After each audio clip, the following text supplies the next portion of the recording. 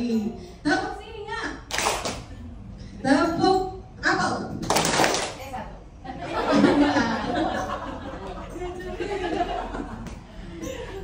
Tepuk anggur. Singa. Kan belum ada tepuknya.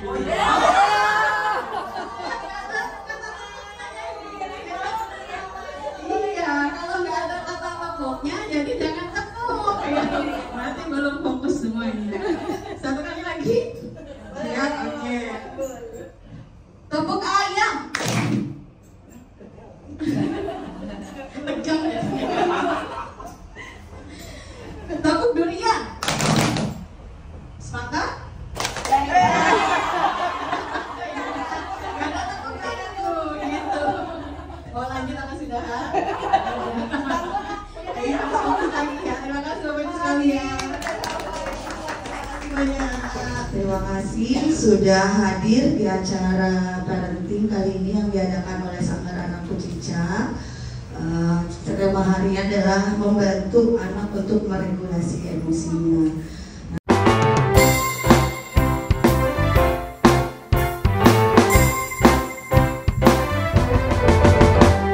Selamat pagi teman, ayo kita semangat bermain dan belajar. Menyanyi dan menari, kita punya banyak teman di Sanggar Anak Kucica. Kita selalu senang, hey, kita selalu riang, hey, kita semua senang. Kita anak cerdik, hey, kita anak pintar, hey, kita anak mandiri. Hore!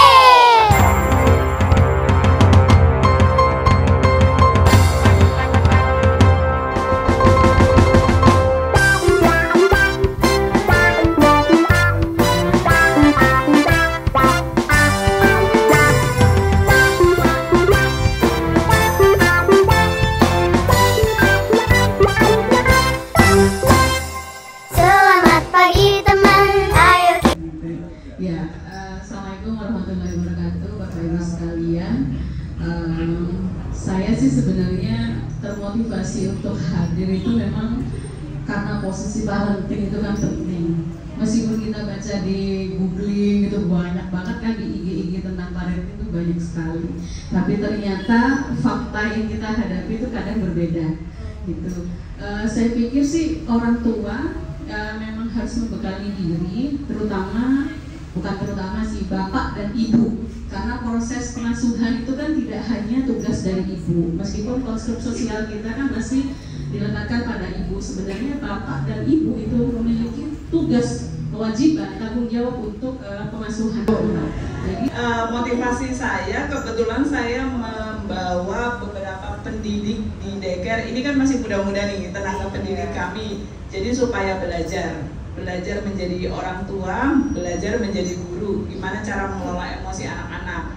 Motivasinya ke sini supaya menambah ilmu juga, gimana ilmu parenting, terutama buat mengelola emosi anak-anak.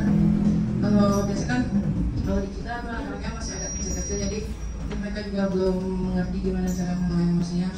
Juga kebetulan dari kami juga masih pada muda-muda, jadi juga sekalian belajar untuk parenting yang baik dan benar gitu. Terima kasih. Wassalamualaikum warahmatullahi wabarakatuh. Dari Hasana Daycare datang ke sini terutama untuk silaturahmi ke Kucica, dan mungkin sama seperti yang lain untuk menimba ilmu bersama. Ya, terima kasih. Terima kasih. Terima kasih. Maaf. Nggak dapat respon yang tepat, nanti dia akan merasa tidak aman dan sulit untuk percaya pada lingkungannya gitu. Karena nanti ada tahapan selanjutnya nih, tahapan selanjutnya di usia 1,5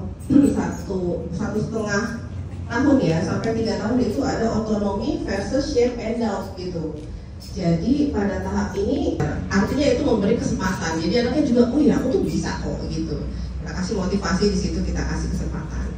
Nah gitu itu tanda-tandanya anak-anak umur 2-3 tahun itu ya aku bisa gitu, aku bisa apa-apa aku bisa, karena dia dari segi fisik juga aku udah bisa jalan sendiri, lari sendiri, mengambil ini bisa, mengambil itu bisa gitu. Mereka udah bisa tuh kayak mau main bersama, ayo kita bikin kolam renang deh dari Lego, atau kita bikin istana dari Lego, itu mereka sudah keras untuk menyelesaikan suatu tugas atau pekerjaan gitu. Jadi salah satu indikator dari guru biasanya anak mau menyelesaikan tugas, motivasi, kita support, kita kasih kesempatan, kita kasih kepercayaan, itu akhirnya begitu masalah nanti di tingkat yang lebih tinggi, kita sendiri lebih ayo dong mau bisa pakai sepatu sendiri, iya nggak pernah diajarin gitu kan, nggak pernah dikasih kesempatan, maka akan munculnya seperti itu gitu. Jadi nggak apa sih kita nunggu agak lama ya, atau lama banget lah, alhamdulillah gitu ya emang mereka belajarnya dari situ.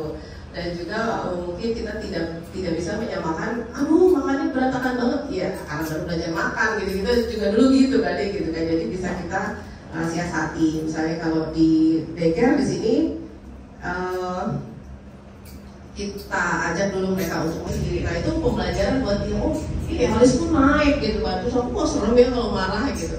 Kalau sedih gimana? Kalau takut gimana gitu. Nanti ya kita dan akhirnya kita bisa memodifikasi reaksi emosional itu dalam cara-cara yang konstruktif, adaptif, sesuai norma gitu ya, sesuai normanya gitu. Jadi pada intinya sebenarnya bagaimana sih kita bisa memberikan reaksi yang tepat terhadap apa yang kita rasakan. Kalau sedih kita gimana bereaksinya, beresponnya, kalau marah kayak gimana gitu. Nah ini kenapa penting, kenapa jadi penting, karena kontribusinya banyak nih untuk regulasi emosi ini. Ada terhadap perkembangan kemandiriannya, kesiapan sekolahnya, bahkan prestasinya di sekolah gitu kan. Juga hubungan dekat dengan guru dan teman-teman dan orang tua kayak gitu.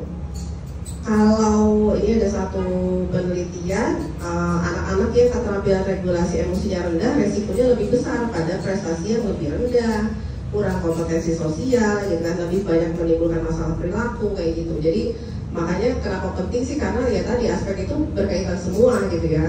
Sosial emosi pun bisa menjadi landasan penting gitu. Kalau misalnya dia udah aman, udah merasa aman, udah tahu oh aku lagi marah, aku harus apa, oh tugasku banyak nih, aku bisa nggak ya, terus dia berpikir dulu apa yang harus aku lakukan langkah per langkah, akhirnya selesai. Atau aku nggak bisa nyelesain ini, aku harus bilang atau harus nangis atau harus apa gitu kan. Jadi mereka bisa kita latih untuk berpikir seperti itu.